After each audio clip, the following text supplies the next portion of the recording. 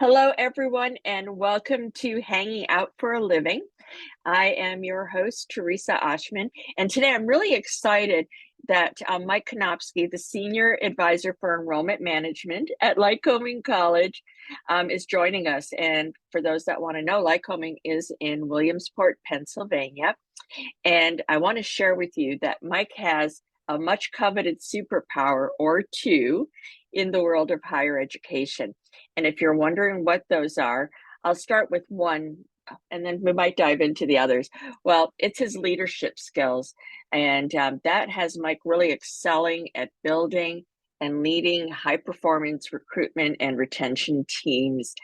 He is a master strategist, so maybe that's another superpower. He's adept at developing and executing short and long-term objectives of enrollment, as well as aligning with the college's strategic plan goals. Maybe another superpower is Mike's expertise in driving enrollment growth, enhancing academic profile, and ensuring high retention rates. You'll notice as we chat that his dedication to student success and he has a passion for higher education, and that makes him an invaluable asset to Lycoming College. So if you're in higher education admissions and recruitment, you may want to take some notes. So Mike, welcome to Hanging Out for a Living. Thanks, Teresa. Thanks for having me. We'll dive right in. I want to honor and respect your time. So let's start by finding out, could you share your approach to building and effectively leading those high performance recruitment and retention teams that you do at Lycoming? And if somehow weave into there how you foster a really collaborative and motivated environment amongst your team members. Well, I think I guess I tell my wife sometimes that when I come home that I'm exhausted from being a cheerleader during the day. I think you know, with your team, you need to be visible. You need to dig right in. I think it's always a good thing that they know that whatever I ask them to do, I'll be happy to pitch in and help with too. And nothing is above me. If we need to canvass the campus prior to an open house to make sure everything's in order, I'll do that right along with them. If we have a major mailing that needs to go out and we're running, we're on a deadline and the post office is closing and we need some stuffers, I'll go out and do that too. So I think that they know that I don't really look down upon them, that I feel that I'm very much a part of the team, and I do try to motivate them. We do some activities, both on and off campus. Admissions folks tend to be extroverts. Like I may have them over to my house for a backyard barbecue and we have a karaoke machine, and Nice. admissions people love karaoke machines, but and also, after a major event, we'll probably, I offer them the opportunity to go out and maybe debrief and get something to eat, maybe have some drinks, and just recognizing them, I think is important because no one's overpaid in this business. And we ask a lot of admissions people, evenings, weekends.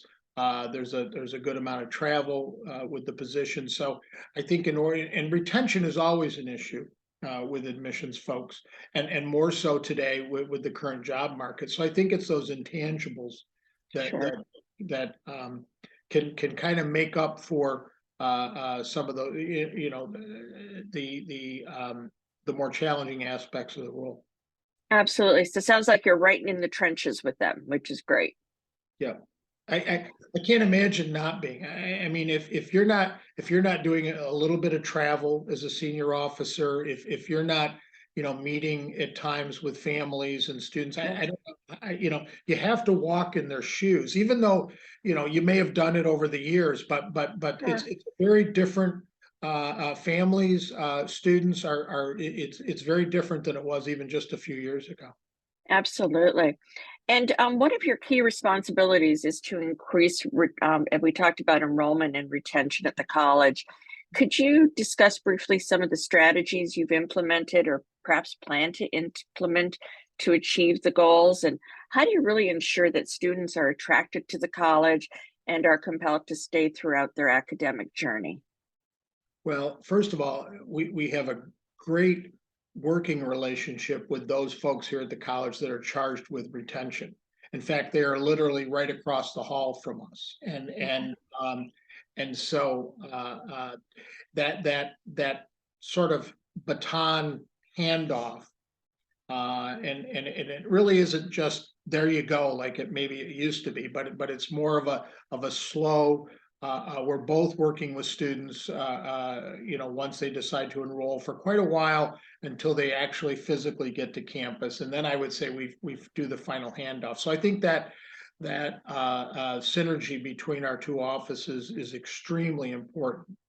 We also here at Lycoming implemented some special programs.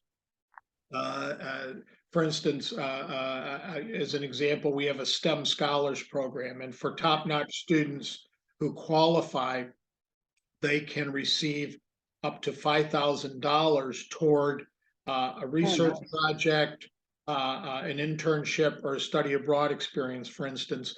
It's not upfront financial aid in a financial aid package, but Sure. as some upperclassmen, they can use this because everyone at Lycoming must participate in one of those three things. Many students do more than just the one, but before you graduate, you have to participate in a research project, study abroad, or internship. We call it 21st century education. It's the traditional liberal arts classroom experience, which we feel is still extremely relevant today. But along with that, there's some outside the classroom practical experience. And Absolutely. and one of the things we've done is, at most schools, everyone has an academic advisor. Right. But here you also have an enhanced academic experience advisor. And that's that person that helps you with those out of classroom activities. And the student actually will be assigned one of these folks, and we'll meet with them even before they meet with their academic advisor at our orientation in the summer. They are introduced to this person, and they are clustered in different academic areas of the college. So if you're a business major, you're working with an enhanced academic experience advisor who is specifically works in the business area, fine arts, social sciences, etc. And so they're also career counselors. So in addition to assisting you in those areas I spoke of, Sure. also they'll start to work with you. What are your plans after college? Is it grad school? Is it right into employment? And they'll work with them that way. So they're very proactive. We don't have that career office that nobody knows where it is until they're a second semester senior and they're in panic mode. The Right. students work with this advisor right through the 4 years. So Wonderful. we feel that helps with retention. It helps with their success during and after their time here at Lycoming. Wonderful. Wonderful. Sounds like you've got all the bases covered. Yeah, Uh, and just to finish up on the other part of your question, sure. that is something that we highlight as distinctive to Lycoming College. One other distinction I will speak of, which is quite unique, is that we have something called Outdoor Leadership and Education here. Okay. OLE. Everything's an acronym. OLE. And this was started initially through an initiative with our trustees. They said, people come from all over to central Pennsylvania for outdoor activities, biking, kayaking, skiing, canoeing, fishing, and so we should make that a part of the student's experience. And so we have this outdoor leadership and education program, and students can participate in a wide variety of activities, everything from a 90-miler Adirondack canoe trip to Wow. learning how to snowshoe. And, and, Wow. if, and if you don't have experience, you've never done it before, that's great because we'll teach you. And it's the upper class students who gain that expertise, and that's where the leadership model comes in. They assist with this, and there's no charge for most of these programs. and we find actually that a lot of students from the larger cities, from Philly, from New York, from LA, Houston, they're the ones that participate because this is something really different than what they're exposed to at home. Absolutely. So tell me, as the senior advisor for enrollment management, part of your role involves enhancing the academic profile of Lycoming College, and you shared a little bit about that. Um, do you have anything you'd like to add as far as initiatives or programs you have implemented to elevate the academic standards and reputation of the institution? And really, how do you balance attracting a diverse, I can't even talk today, sorry, student body while maintaining that academic excellence that you spoke about? That's a great question. That leads to another unique aspect of Lycoming. I think the initiative I spoke of earlier, like the STEM Scholars Program, we also have it's called the WORTS program for students in the top 10% of their class. It also gives them that $5,000 stipend toward Sure. the research or study abroad or internship activity. But upon his arrival, our president, Kent Trachty, 10 years ago, brought a model with him from a previous institution where they formed partnerships with a number of community-based organizations and charter school networks, such as KIP in upstate New York. We're affiliated with Yes Prep, Say Yes to Education. Sure. Excuse me, Say Yes is up in upstate New York. But there's a total of about a half dozen of these organizations, and they're working with primarily first gen students of color who are academically strong. And so what we're doing is we've agreed to fully fund those students financially and to, so that there's no gap in their Gotcha. financial packages. It's not a full tuition, room and board. Sure. It's just closing their gap, and also mentoring them while they're here.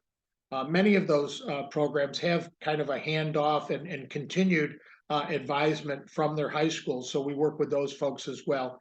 And this has resulted in an increase of students of color on our campus from about 11-12% a decade ago to over a third now.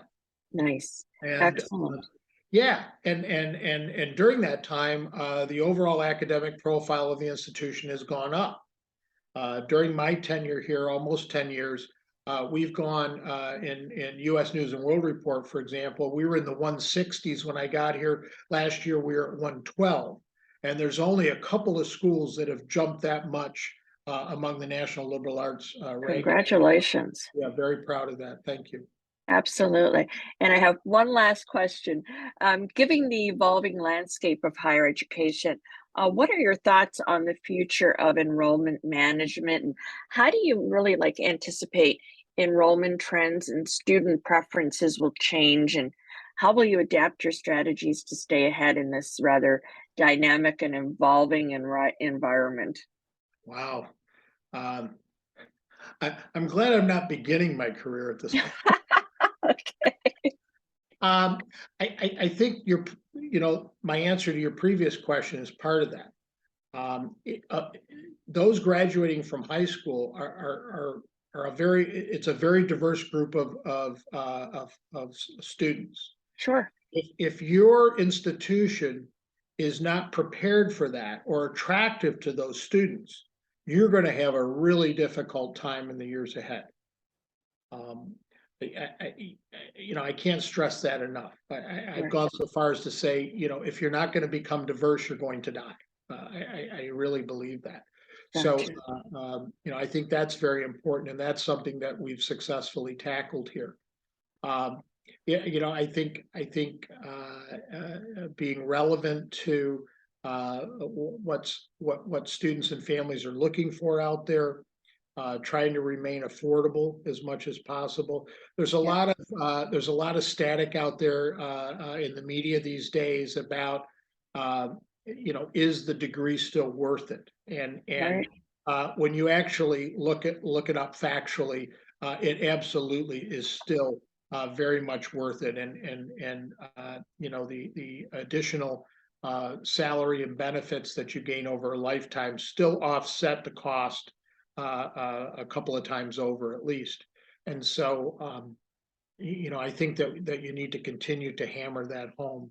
Um, but you know, I think schools are going to have to be you know, willing to be flexible All um, right. in their offerings, and it's not going to be an easy time for sure. But I think those schools who really you know, as again, particularly the diversity, I think will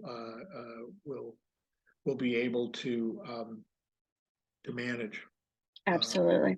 So thanks so much, Mike. In closing out, I would really like to extend my heartfelt gratitude to you for sharing your valuable insights and expertise with us today. Did everybody take notes? Because I sure did. And if you didn't, you can always go back and rewatch this. So I think you'll all agree that Mike's passion for student success, his exceptional leadership and recruitment and retention, and his commitment to enhancing the academic profile of Lycoming College are really truly inspiring. If you're interested in learning more, Mike's contact information will be found in the description. So thank you again, Mike, for your time, for enlightening us on the critical aspects of enrollment management in higher education, Thanks, and Teresa. look forward to staying in touch. One last point. We Sure. currently, as often is the case at this part of the enrollment cycle, we actually have a couple openings here in the admissions office. So if anyone might be interested in pursuing a career in admissions or making a transition, I would be happy to talk with them. And one final, go Bills. Absolutely. And if I were looking, I would definitely apply. I'm not looking, but if I know someone who is, I will definitely send them your way. So thank you again, and bye, everybody. And until next time, bye bye.